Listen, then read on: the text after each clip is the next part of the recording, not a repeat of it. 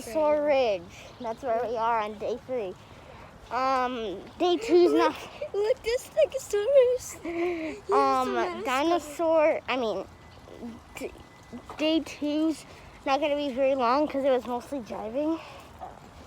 But we got to see a lot of cows and horses. We also got to get in the pool. And I think that's it that we did yesterday. You guys go stand behind the Dinosaur Ridge sign and I get your picture. Dad, do you see this Stegosaurus? He's got a mask on. Yeah. See him.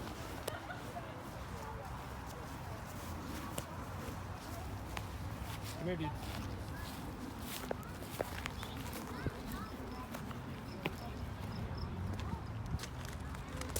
Okay. Hello.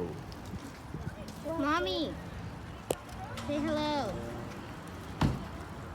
There, say hello.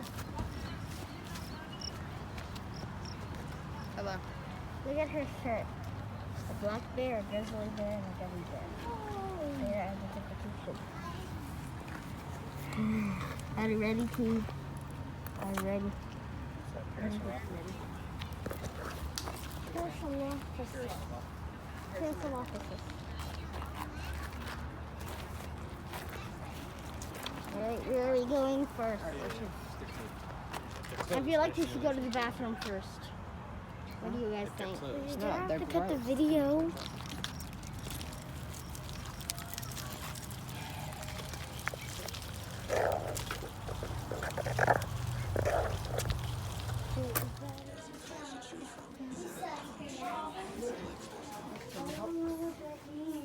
Dinos. Dinosaur tracks. They're coated in.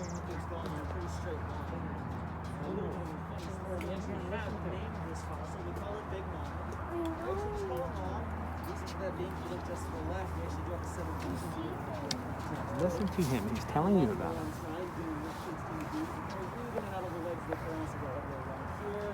You actually follow him all the way across the bridge. Babies do pretty much the exact same thing. Oh my god.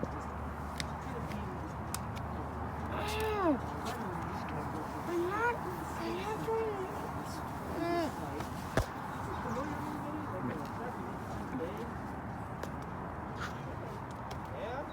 Yeah, pretty similar, right? Well, actually, that's almost a perfect comparison because this guy right here is actually called an ornithomimid, or bird mimic, is what that name literally translates to. So it actually did get its name based off of its distinctive bone structure as well as these very nice, very distinct 3-toed footprints. We can actually follow them all the way throughout here and up to this point here, where you might notice there's a bit of a weird circle kind of carved around this particular one.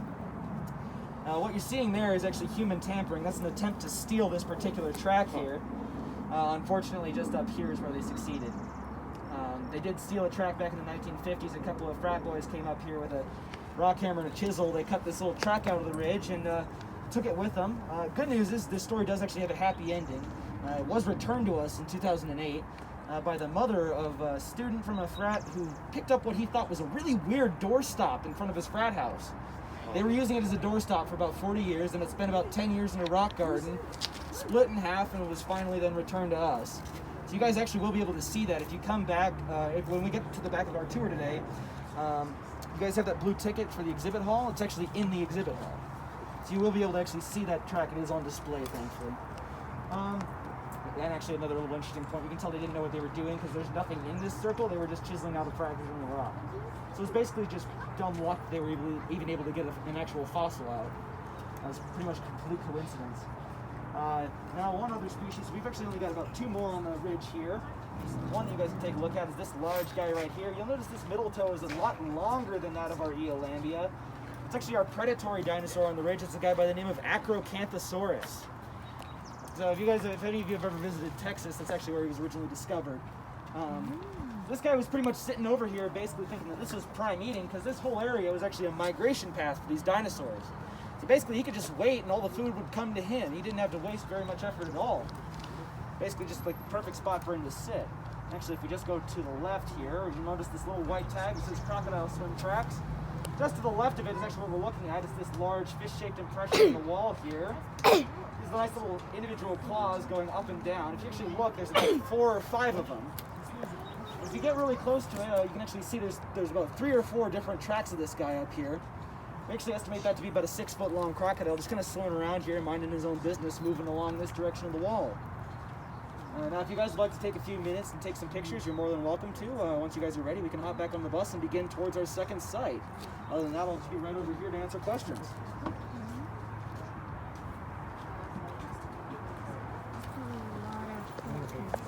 Okay.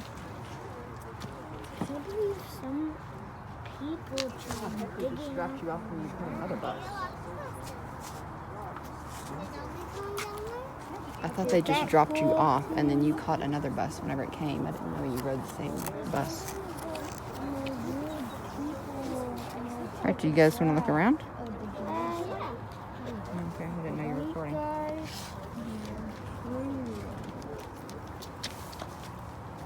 You want to get up close, man? Crocodile swim tracking with a white signs. Yes. Just fair warning, because we're just newly charcoaled in, so you'll get a little bit of black smudging on your fingers, but you're okay. Okay.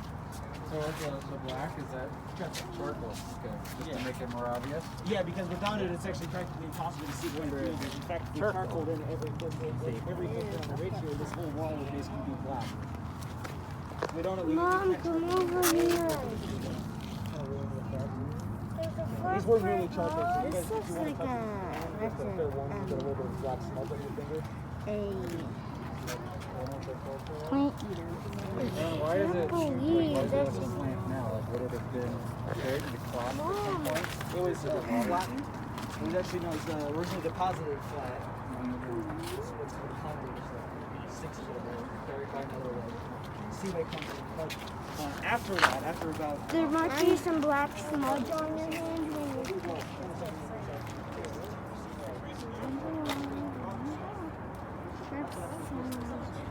oh my god, what's that?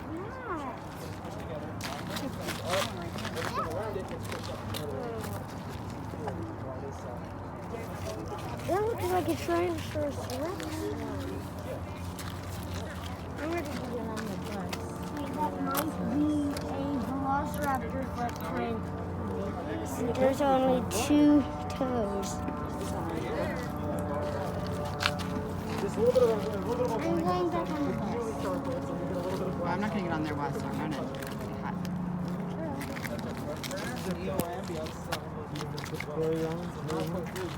Don't have to yet. Touch it, though? Touch it? Very, very Just touch this footprint. Yeah.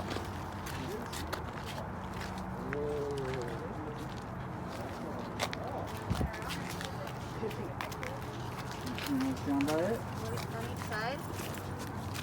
And then look at Mom as you're touching it. You're pushing this up, and the mountains are forming. Yeah, the Rocky Mountains. Take care. Well, there's a mountain building bank by the name of the Laramide or Rajma, if you want the technical term. It's a mouthful.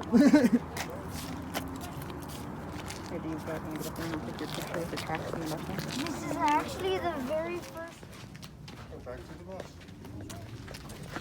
That is an Alphasaurus.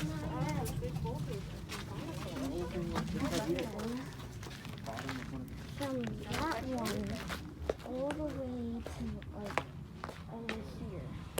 It's his front part. It's a big one, but like one straight.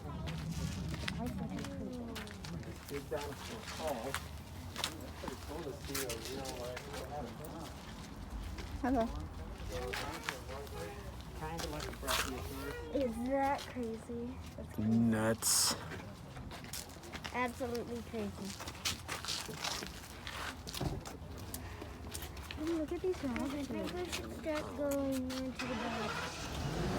Yeah, I'm ready to turn it also. I really want to touch a dinosaur. Yeah. Well, as you guys are just kind of moving back towards it, you might have noticed this large pile of cast-off rocks right over here to our right-hand side. That actually just happened a few months ago. So it does actually, so quite frequently we do have a lot of rock slides going on around here. unfortunately, it does tend to damage a good number of our fossils, but on rare occasion, it does actually expose something new and interesting, which is actually what happened when this boulder came falling down several years ago. If you look inside of it, you'll notice these nice big three-toed footprints there. Very, very sharp claws, right? And that's Allosaurus. That's supposed to be the T-Rex at this time. Nice big three-toed feet. That one's probably not quite full grown, just because it doesn't look like it's exactly the size of an adult. It might interest some of you to know that there's actually more time in between Allosaurus and T-Rex than there is between T-Rex and humans, believe it or not. Yeah, there's about 90 million years of geologic time between the Allosaurus and the T-Rex. There's only about 66 between the T-Rex and humans. We got about 30 million years on that guy. All right. This is going to be our third and final stop of the day. What you guys are looking for out here, anything dark brown kind of goes against the grain of the sand is probably a bone that you're looking at. You are more than welcome to touch these. I just got to get this bus turned around. I'll be right with you, and I'll meet you guys at the blue overhang up here.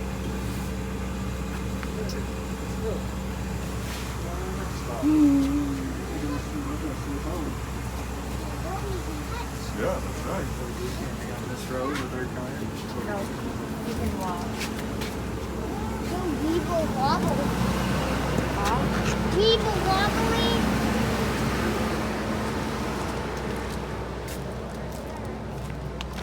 What is that supposed to be? I don't know. Is that Crystal. Oh, there's a red spider. Where's it going? Wait, where is he going? He said he had to turn the bus around.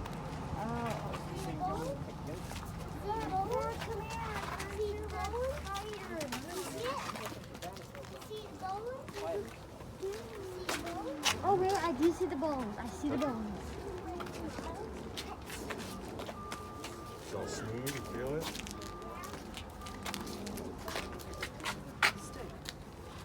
Ryan, try the one. Yeah, that's good. That.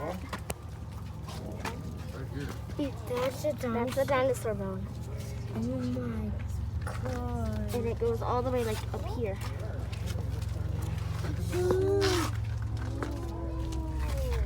And it goes through like right there. What do you think of that, Titosaurus? Hi. You can't have the phone. You can't have the phone. That's crazy. That looks like a tooth. Oh my gosh. So maybe the head is. You guys think it's tried other few up here? Oh, wow. Oh, for sure. This Yep. looks like a tooth. Yep, those are both fossils there. Well, this is mostly a fragmented piece. This whole thing's actually a bunch of jumbled pieces of one. So a lot of what you see up here is mostly going to be broken up fragments, mainly because this whole area was actually a riverbed when all these fossils were deposited, so most of them have been tumbled and kind of fractured and broken apart. Patrick, I found some spiders.